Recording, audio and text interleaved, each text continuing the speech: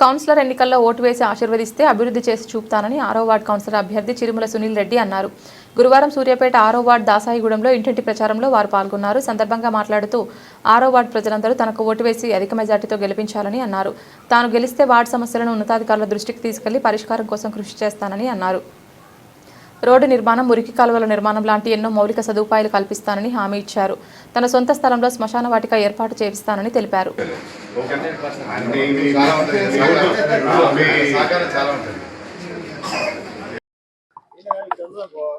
ముందుగా మీడియా మిత్రులకు నమస్కారం. 6వ వార్డు అభ్యర్థిగా సునీల్ రెడ్డి గారిని ప్రకటించినప్పటి నుంచి ప్రజలందరూ కూడా తనని ఏకదాటిగా గెలిపిద్దామని డిసైడ్ అయ్యారు. అది గ్రౌండ్ రిపోర్ట్.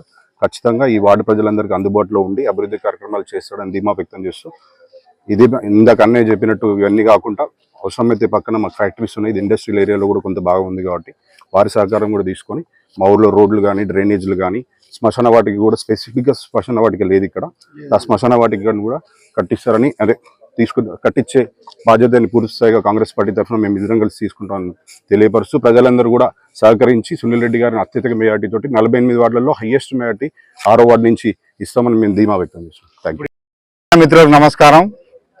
ముఖ్యంగా కాంగ్రెస్ పార్టీ తరఫున 6వ వార్డు నుంచి కాంగ్రెస్ అధిష్టానం కానీ లోకల్ కాంగ్రెస్ పార్టీ నాయకులు సర్వోత్తమ్ రెడ్డి గారు, రమేష్ రెడ్డి గారు అందరు కలిసి నాకు 6వ వార్డు నుంచి కాంగ్రెస్ పార్టీ అభ్యర్థిగా నన్ను పోటీలో నిలిపారు. ముఖ్యంగా కాంగ్రెస్ పార్టీ గత 2 సంవత్సరాల నుంచి చాలా అభివృద్ధి కార్యక్రమాలు చేసింది, ప్రజలకు అందుబాటులో ఉంటుంది. 10 సంవత్సరాల నుంచి కేసీఆర్ పరిపాలనలో ప్రతి ఒక్కరికి రేషన్ కార్డు అందలేదు, డబుల్ బెడ్రూమ్ అందలేదు, కరెంటు బిల్లులు భారమైనవి, ఇందిరమ్మ ఇండ్లు ఇవ్వలేదు, చాలా ప్రాబ్లమ్స్ ఉండే. ఇలాంటి ప్రాబ్లమ్స్ అన్ని కాంగ్రెస్ పార్టీ రాగానే మొదటి విడతగానే సన్న బియ్యం ఇచ్చింది, రేషన్ కార్డులు ఇచ్చింది, యువతకు ఉపాధి అవకాశాలు కల్పించింది, 60,000 ఉద్యోగాలు ఇచ్చింది. ఇందిరమ్మ ఇండ్లు ఎప్పుడైతే డబుల్ బెడ్రూమ్లు ఇస్తా అని మోసం చేసిండో కేసీఆర్ గారు, అదే కాంగ్రెస్ పార్టీ రాగానే 5 లక్షల రూపాయల ఇల్లు అందరికీ అందుబాటులో తెచ్చారు. మన వార్డు నుంచి కూడా ఒక 20 వచ్చినాయి. నెక్స్ట్ 2వ విడతగా 40 ఇళ్ళు, దాదాపు 50 ఇళ్ళు ఇస్తానికి అవకాశం ఉంది. కాబట్టి ప్రజలందరికీ కూడా నేను చెప్పేది ఏంటంటే, ఎవరికైతే ఇల్లు రాలేదో వాళ్ళందరినీ గుర్తించి ప్రతి ఒక్కరికి ఇల్లు అవకాశం కల్పిస్తాను.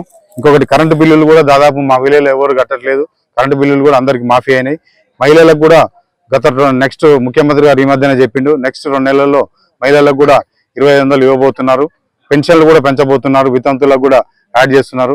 ఇవన్నీ కాంగ్రెస్ పథకాలు. లోకల్గా వచ్చేసరికి నా పరంగా నేను గత 15 సంవత్సరాల నుంచి 6వ వార్డు ప్రజలందరికీ అందుబాటులో ఉంటూ ప్రతి ఇంటికి అటాచ్ అయ్యినాను. ప్రతి ఇంటికి ఏ సమస్య వచ్చినా కూడా అందరిని ఆదుకుంటూ ముందుకు పోతున్నాను. ఏ విధంగా సమస్య వచ్చినా, ఆర్థిక పరంగా వచ్చినా, ఇంకోటి ఏంటంటే ఇక్కడ ముత్యాలమ్మ పండుగ కానీ మిగతా బోనాల పండుగలు కానీ ప్రతి పండుగ గత 15 సంవత్సరాల నుంచి నేనే అందుబాటులో ఉండి, బొడ్రాయి పండుగ కానీ అందుబాటులో ఉండి పనిచేసుకుంటూ పోతున్నాము.